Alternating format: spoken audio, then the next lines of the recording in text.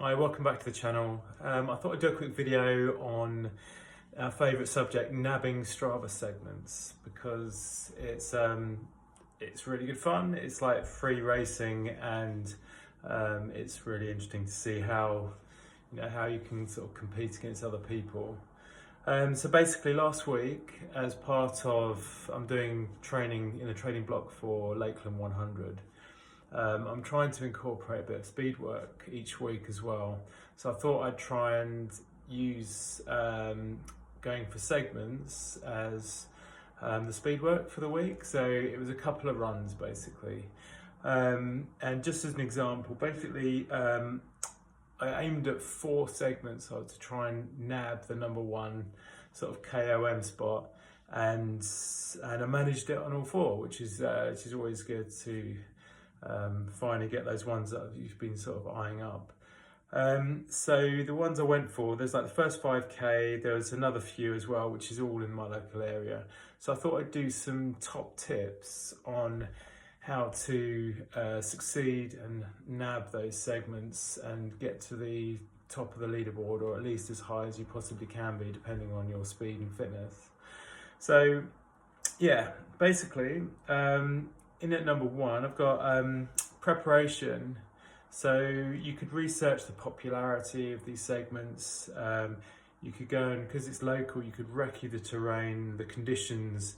Also check there's no obstacles in the way, which is going to slow you down on the actual day or time that you actually do the sort of attack of this segment. Also, you can see like the winning paces for the number 1 spot, so know that you can try and hit them ideally, and then maybe right on your arm you could say, I don't know, less than say 5:30 per mile pace, and research the distance and the sort of gradient, so you know what you're getting in for. And so a bit of research is great, just to actually know exactly what you're going for, to see whether it is doable. So that would be in at number 1, would be basically researching and choosing which segments you want to go for. Number 2, choose ideal sort of fast conditions.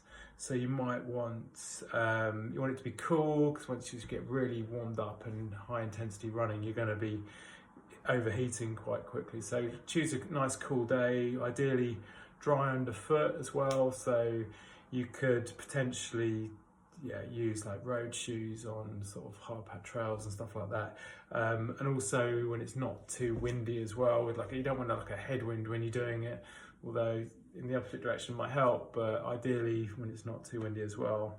So choose really good conditions, which will give you every bit of chance to sort of totally succeed when you go ahead with it. Also, choose a time when you're feeling strong. So maybe you've done some speed work in the past couple of weeks, and you're well trained, but the night before you're also feeling well rested, and so your body's feeling strong, so it's trained but also rested, ready for the onslaught attack basically. And then on the actual day, just before you actually go and do it, I do the usual dynamic stretching, just to try and increase the range of motion, ready, because you're going to be probably sprinting these segments, to try and get up to speed and get that sort of get the sort of stride length and everything going once you're up onto your forefoot. Also, with your watch, I'd set the activity to like an intervals activity, so you've got the lap key as manual. So then you could I also would set the GPS to every second, so you know that it's going to lock on right at the start and right at the end of that segment, and give you as accurate results. There's nothing worse than going there, doing the segment, and then the GPS sort of failing you and it not being registered within Strava.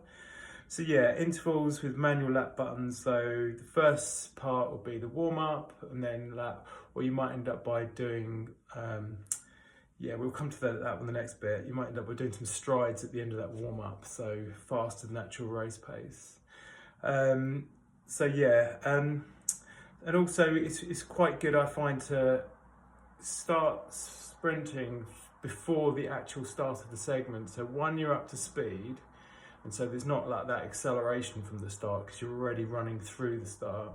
And also you know that you're going to be fully locked on GPS wise before the start and beyond the finish of the segment. So I always find that whenever I do it, I always start maybe 100 meters before, and then I'll accelerate up, and then when I'm hitting that start, I'll be sort of already up to speed, and you know that your GPS is fully locked on.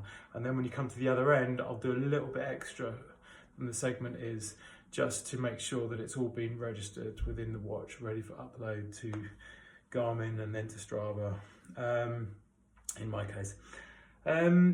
So yeah, next thing is also, you basically, it's like a race. So you want to be wearing race kit. I would try and go for the lightest possible stuff. So like a singlet, you might want a fast, older carbon race shoe. Like I wear like an old pair of Vaporflies, which when it's dry, you can wear those on sort of hard packed trails as well, and you can get maximum speed.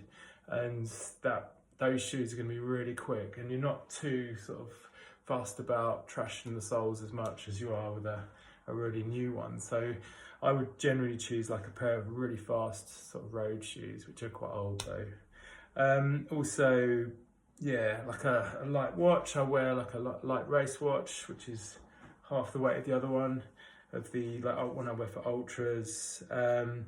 You know, if there's bugs around when you're sprinting through, put some sunglasses on, some big ones, so you're not going to get distracted whilst racing with the bugs in your eyes. You know, short shorts, kind of like you're racing basically. Also just before, I'd make sure you do like a warm up. I think it's really important to get your body fully warmed up and everything moving. So I do a 2 to 3 mile warm up before the actual segment start, and then within that warm up near the end, I try and add some strides in, which would be going faster than race pace, maybe 10 to 15 seconds per mile faster, just so you get used to that turnover before you actually do the segment. So a few strides in for, say, I don't know, 60 to 100 meter strides, just to refresh and make your body know what it needs to do. Also, maybe if it's a long segment, say 5k or up to 6 or 7 miles, I'd put one of these like race sort of caffeine gels, maybe whilst you're warming up, maybe 5 or 10 minutes before the actual start of the segment, just so that it's in your body, ready to be used for this segment sort of execution. So it's a caffeine gel. When you're running it, basically get up on your toes, sprint hard. You know, pain is temporary. You know what the segment is, and you can sometimes see the finish line or the end of the segment, and just push through it as hard as you possibly can, knowing that you're racing to that pace or faster to actually take that #1 spot. If it's a long one as well, a long segment, then maybe take an old bottle and fill it with electrolytes and plant it somewhere ready for when you've done it, for the cool down, so you can out and drink your electrolytes whilst cooling down after the segment, which you've hopefully nabbed and won. Yeah, also with some great segments, sometimes you end up by getting cyclists who end up by running it or racing it, but as the wrong activity.